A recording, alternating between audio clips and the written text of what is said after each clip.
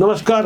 वक्फ के काले कानून में संशोधन के बाद जो नया स्वरूप आया है, उसके बाद पश्चिम बंगाल जल रहा है। सड़कों पर उतरकर जिहादियों की भीड़ ने जिस तरह का तांडव किया है, जिस तरह का रक्तपात किया है, उस खूनी हिंसा को खुली आंखों से देखने के बाद आपको यकीन नहीं होगा कि ये जगह भारत की है या बांग्लादेश की है, जहां हिंदुओं पर खुलेआम अत्याचार हो रहा था। बीती 10 अप्रैल से ऐसा लग रहा है कि खुद मुख्यमंत्री ममता बनर्जी ने दंगाइयों को उकसाया है, क्योंकि जिस तरह से ममता बनर्जी, उनकी पार्टी टीएमसी का मौन समर्थन इन जिहादी मानसिकता के लोगों को मिल रहा है, वहां शुरुआत में तो 3 मौतें हुई है, 15 पुलिसकर्मी घायल हुए हैं, हालांकि 150 लोगों की गिरफ्तारी हुई है।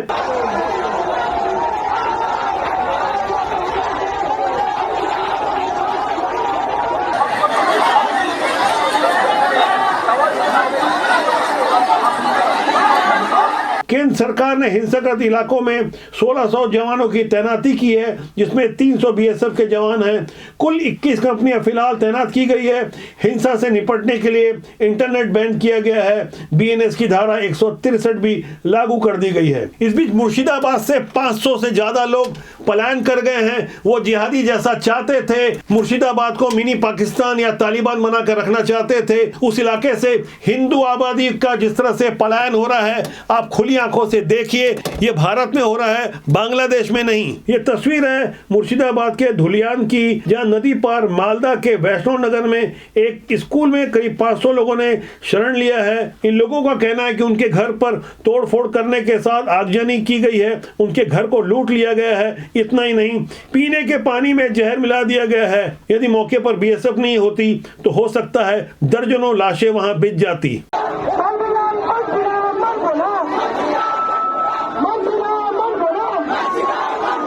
भारत में रहकर भारत के कानून नहीं मानने की बात डंके की चोट पर कोई और नहीं बल्कि एक प्रदेश की चुनी हुई मुख्यमंत्री ममता बनर्जी कह रही है। साफ तौर पर कह रही है कि वो भारत का संविधान नहीं मानेगी। संशोधित वक्फ कानून को नहीं मानने की बात उन्होंने की है। संसद के दोनों सदनों से पास किया गया ये कानून, जिस पर राष्ट्रपति की मुहर लग चुकी है, नोटिफिकेशन जारी हो गया है, लेकिन ममता बनर्जी साफ तौर पर ऐसे दंगों को भड़का रही है। एक प्रदेश की चुनी हुई मुख्यमंत्री जानबूझकर ऐसा कर रही है।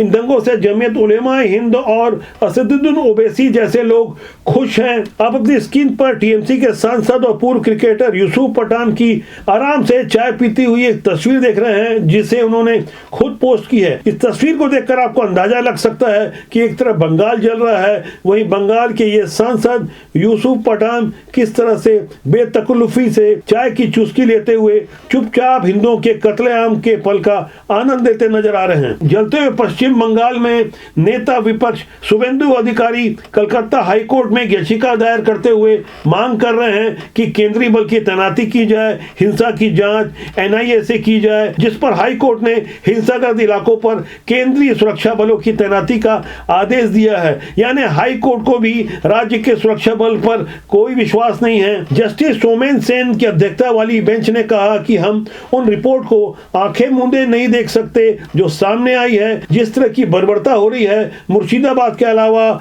जहां भी हिंसा नजर आए वहां केंद्रीय सुरक्षा बल की तैनाती होनी चाहिए। जलते हुए बंगाल को बचाने के लिए केंद्रीय गृह सचिव गोविंद मोहन ने मुर्शिदाबाद हिंसा पर पश्चिम बंगाल के मुख्य सचिव और डीजीपी के साथ वीडियो कॉन्फ्रेंसिंग की, जबकि पश्चिम बंगाल के एडीजी जावेद शमीम ने कोलकाता में एक प्रेस कॉन्फ्रेंस करके बताया कि आज यानी शनिवार की घटना का ब्यौरा उनके पास उपलब्ध नहीं है।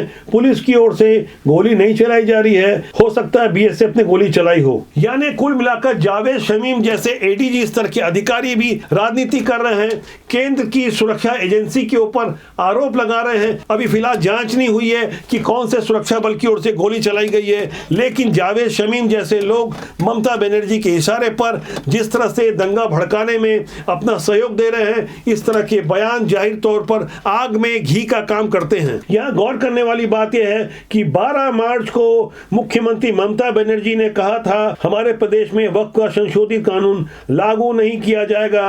और माइनॉरिटी लोगों को हम एक बात कहते हैं,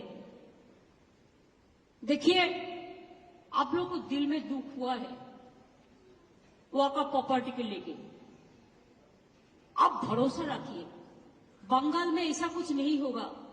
जिसमें कोई डिवाइड एंड रूल होगा। जिसके बाद मुर्शिदाबाद, मालदा, दक्षिण 24 परगना, हुगली जैसे जिलों में 11 अप्रैल से खूनी तांडव शुरू हो गया। जिहादी मानसिकता के ये लोग वाहनों पे आग लगा रहे हैं, पुलिस की गाड़ी तक को नहीं छोड़ रहे हैं, उस पर भी पथराव कर रहे हैं। स्वीट थाना क्षेत्र के साजूर क्रॉसिंग में पुलिस पर बकायदा क्रूड बम फेंका गया। इस दौरान 10 पुलिसकर्मी घायल हो गए। हालात को काबू करने के लिए पुलिस ने अपने बचाव में 4 राउंड फायर किए, जिसके बाद गोलीबारी से 2 लोग घायल हो गए। यह हैरान करने वाली तस्वीर आप भी देख रहे हैं, पूरा देश देख रहा है। ये खूनी तांडव ममता बनर्जी और टीएमसी के गुंडे मिलकर कर रहे हैं। हम साफ तौर पर बड़ी ही जिम्मेदारी के साथ ये बातें जब आपको बता रहे हैं, ये तस्वीर आप जब देख रहे हैं, जिस पर हाईकोर्ट को दखल देना पड़ रहा है, राज्य की सुरक्षा व्यवस्था पर कोई यकीन नहीं है। ऐसे में वक्त जरूरत तो इस बात की है कि केंद्र सरकार तुरंत पश्चिम बंगाल की सरकार को बर्खास्त करे, राष्ट्रपति शासन लगाए। बहुत जल्दी यदि एक्शन नहीं लिया गया तो हो सकता है हजारों लोगों का पलायन होगा और ज्यादा मौतें होगी। ममता बनर्जी जैसे लोग जिस तरह की राजनीति कर रहे हैं अपनी कुर्सी बचाने के लिए, ममता बनर्जी की असलियत सामने आ गई है। वैसे तुष्टिकरण का खेल करने वाली ममता बनर्जी अकेले नहीं है। फिलहाल बात पश्चिम बंगाल की हो रही है। पूरे देश और दुनिया की निगाह पश्चिम बंगाल पर टिकी हुई है। आने वाले दिनों में हमें उम्मीद है केंद्र की ओर से बहुत तगड़ा एक्शन होगा। वास्तव में जिहादी मानसिकता को बढ़ावा देने वाली ममता बनर्जी जैसे लोगों को राजनीति में होना ही नहीं चाहिए। हमारा मानना है इस तरह की राजनीति से देश और समाज का अहित होता है, इसलिए अच्छे लोगों को राजनीति में आना चाहिए। राजनीति बुरी नहीं होती, ऐसे लोग बुरे होते हैं जिनकी वजह से देश और समाज का अहित होता है। नमस्कार।